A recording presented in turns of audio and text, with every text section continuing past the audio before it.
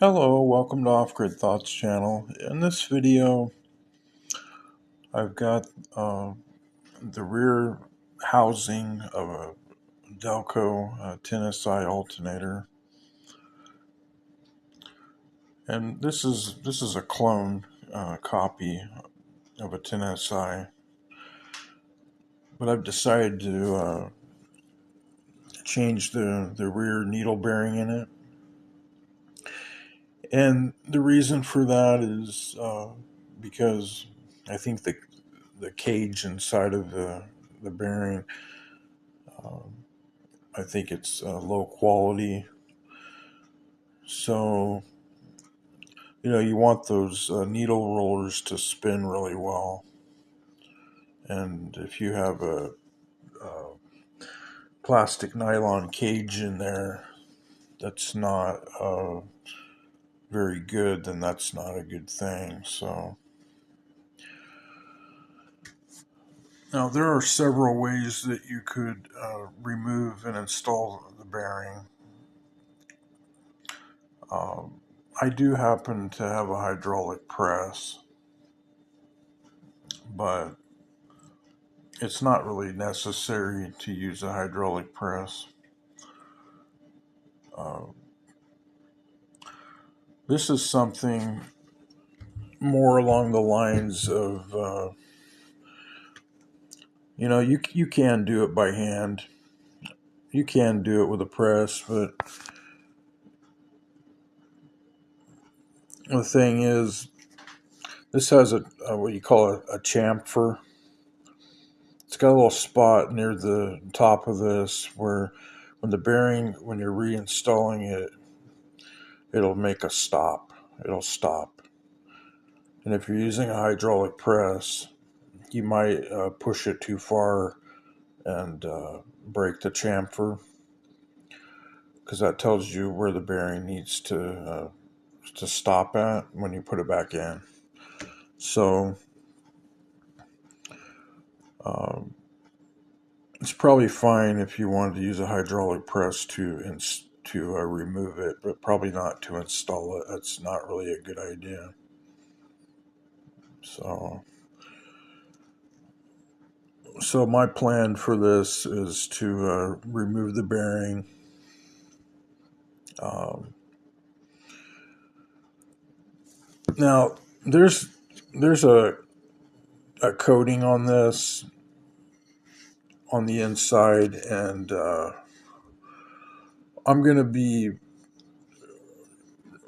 taking a stone and just kind of removing very lightly the coating in this area, because this is where the noise capacitor goes. Um,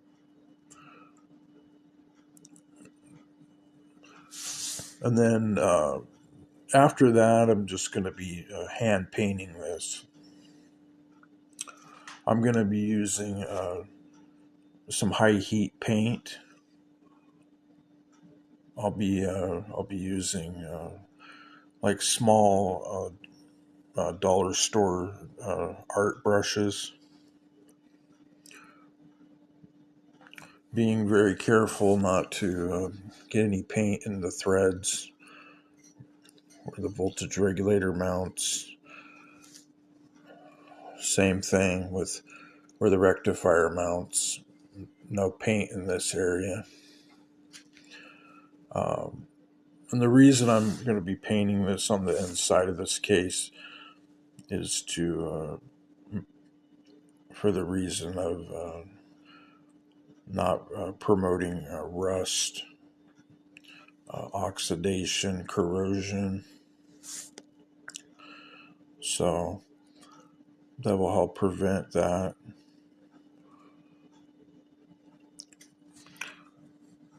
Now, for your reference, this is a 200 millimeter triple jaw puller, which you can use this to reinstall the bearing. I've used a 1/4 drive. I think it's a 10 millimeter socket. It's, I believe that's the size. It might be 10 or 11. So I pushed it most of the way out. Just have a little bit more to go. But this has like a coating. I don't know, it's similar to like a galvanizing or something. So I'm going to be painting the outside of this case too. So the plan is, after I paint the inside and outside, I'll go ahead and reinstall a new bearing. But I'm probably going to have to get another bearing because the bearing in my kit uh, was not very good either. So I had a rebuild kit, and sometimes you just don't get very good quality bearings, and that's why I take these apart even when they're new, because I want to make sure that I'm going to have long life out of them. I want to know the parts that I put in there are good. Um, and I had planned to paint this, so this is kind of, I have several of these alternators, and it's just something long term for me. I'm not in a hurry to get any of this done. Um, the last time I ordered a bearing, it was very good. I'll probably order some more of the same thing from the same seller, but it was a case of getting a bearing with a rebuild kit. So it wasn't from the same seller, and I'm just going to go ahead and source them from a previous seller that I bought from, because that turned out really well. But I'm going to go ahead and push this bearing the rest of the way out. And what I'm using to turn the puller with is 15-inch adjustable wrench. You get a lot of mechanical energy, mechanical force when you use this. You could use like a 1/2-inch breaker bar with a socket, but this works very well as well. Okay, as you can see, I was able to get the bearing out. Um,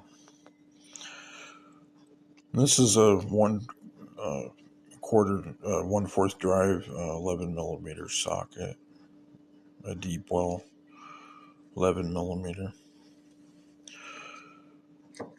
and this the this end went down on the top of the bearing.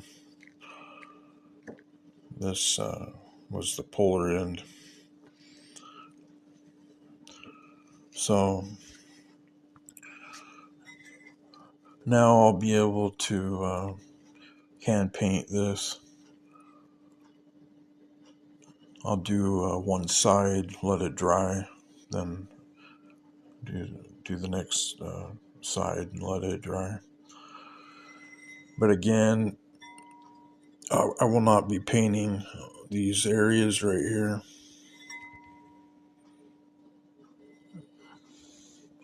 I'll be avoiding any paint in this area. No paint here. No paint in here, because I want to be able to have that capacitor sit against the metal.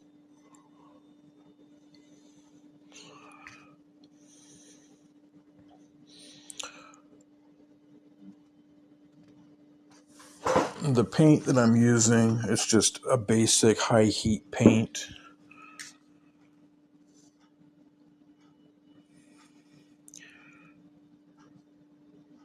This is just a black Krylon. It's not the expensive stuff. It's just the most basic, up to 600 degrees Fahrenheit.